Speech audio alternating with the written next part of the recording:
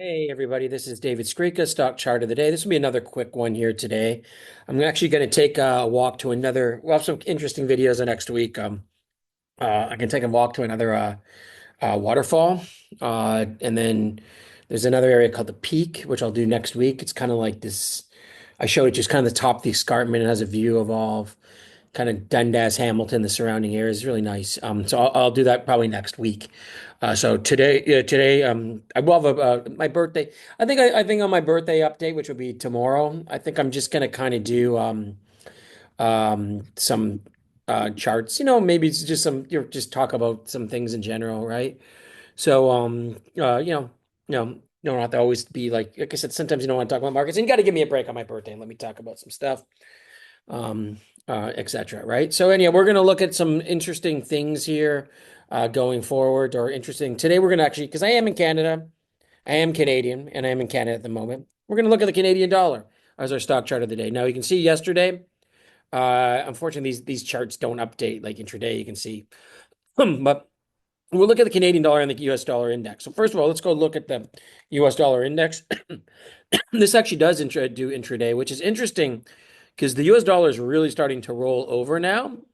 And it's kind of like, it looks like the US, I think part of the reason is, or main reason is they looks like they're going to now, cut rates quicker than expected. And another thing too is I think the US, of probably of all the G7 countries or major industrial countries, is probably the biggest basket case right now in terms of the dollar, et cetera, in terms of like their deficits. Because one thing about Canada is Canada, with Trudeau is ousted and Poilievre comes in. One thing I'll say about the Canadian Conservatives, they're more real conservatives in this extent that they're fiscally conservative. And we'll look at this when we see the Canadian dollar, and you'll see that over the last, say, 50 years or 40, 5 years in the Canadian dollar, going back to 1980, when conservatives have been in power, there's been, for the most part, very good rallies in the dollar. And it's because, if you go look at Harper, for example, he balanced the budget.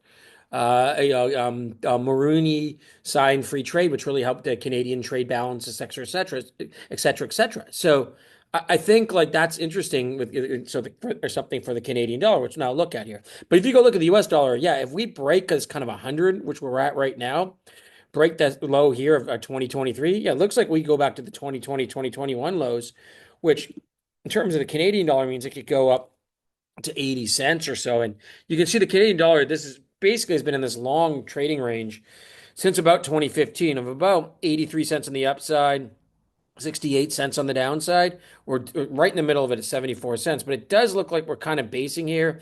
We bounced off 72 a bunch of times.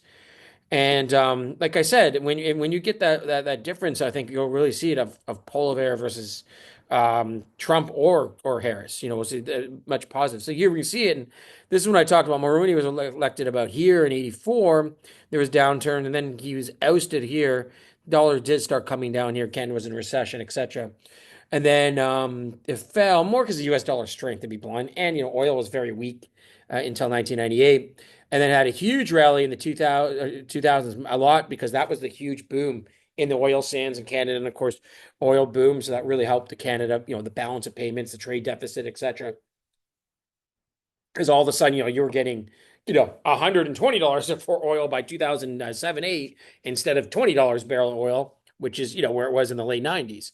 And then but it really did hold up. And then Trudeau came in and, basically, did what Trudeau does. So his dad, remember his dad, the dollar was about par when his dad came in too. And, again, by that mid 80s, and that was with a big commodities boom in the 70s, was, down 25%. And then the US dollar was very weak in the 70s too, showing you how weak it was. But it does look like we got this maybe nice multi-year bounce, kind of similar to the 98 2002 period. This one's really even longer.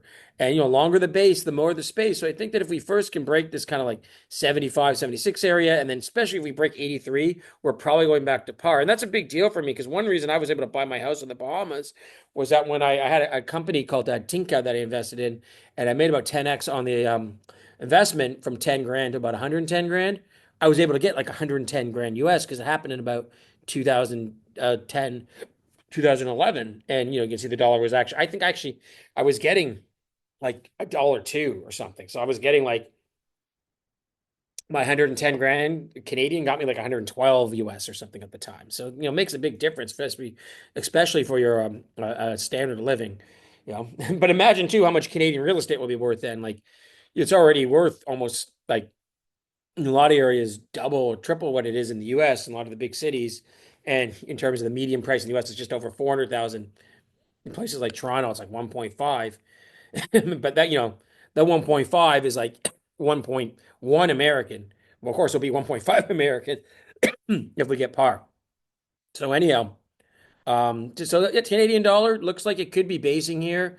And again, I think we get the political shift where the U.S. is going to continue to have larger deficits no matter who wins the election, where Canada is, with Poliver, is potentially going to, see smaller deficits.